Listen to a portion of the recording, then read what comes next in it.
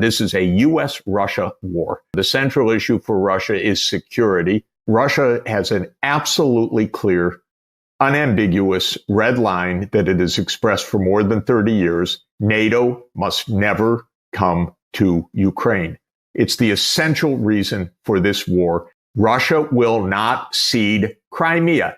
If there had been autonomy for the ethnic Russian regions, again, that plus NATO would have meant no war. We should understand that there are three levels of issues that have been clear from the start of this war 10 years ago, because the war started in February 2014 with the U.S. participation in a coup to overthrow a neutral Ukrainian government. So this war did not start in February 2022. It started in February 2014. There have been three issues on the table from the start.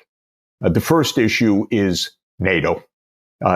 Russia has an absolutely clear, unambiguous red line that it has expressed for more than 30 years. NATO must never come to Ukraine. How many stupid U.S. and Western officials have denied this is amazing to me. This could not be clearer and could not be more explicit. It is the essential casus belli. It's the essential reason for this war is the U.S. determination, decided already back in 1994, mind you, 30 years ago, to expand NATO to Ukraine in complete violation of promises made to the Soviet Union and then to Russia from 1990 onward, and then broken by Clinton and broken by every U.S. president since then. So that's the first issue, is NATO. This war will end when the United States president says, that was a bad idea to push NATO. And how many European leaders are just liars because they know privately? They knew it in 2008 when this was on the Bucharest NATO summit. They have known it till today that this is the provocation that keeps the war going. But they lie, or they're scared to tell the truth, or some of them are just confused, or some of them say, what the hell, we're going to do it anyway. Okay, so that's number one. Second issue is Crimea. Crimea is the home of Russia's naval fleet in the Black Sea, and Russia's ability to trade and to project power into the Eastern Mediterranean. This has been understood for 2 centuries.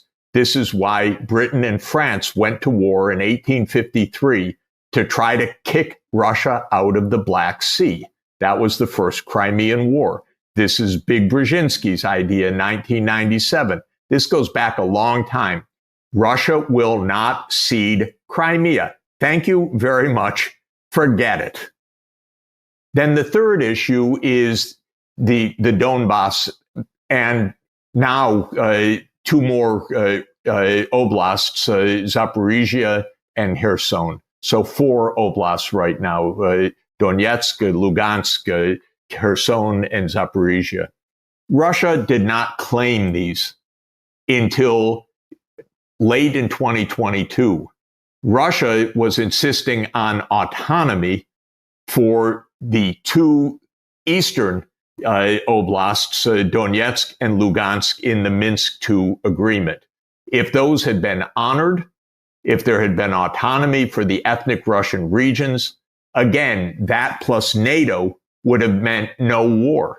But the United States said, we don't believe in the Minsk II agreement, go ahead and violate it.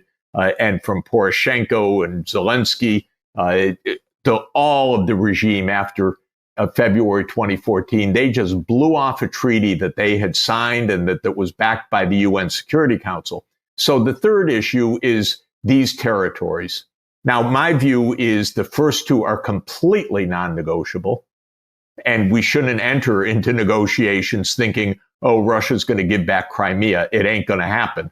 Or that, we'll give this territory, but then the rest will be NATO. No, it's not going to happen. You don't understand. You haven't been listening for 30 years.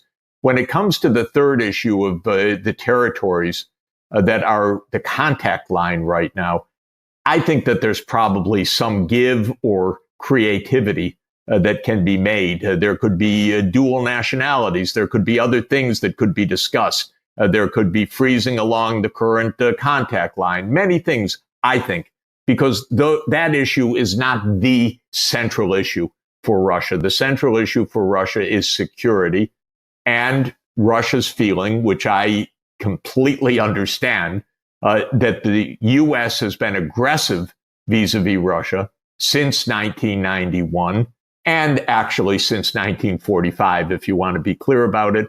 And UK has been aggressive towards Russia since about 1840. So this is, to my mind, where we stand. What does it mean for me? I'd open negotiations today, and I'd say, yes, President Putin, we hear you. We know there are a number of issues on the table. Let's get down to work and find the peaceful outcome. Now, who are the negotiations between? Not between Ukraine and Russia. It's between the United States and Russia. This is the other point that any honest observer has to understand. This is a U.S.-Russia war, and that is dangerous.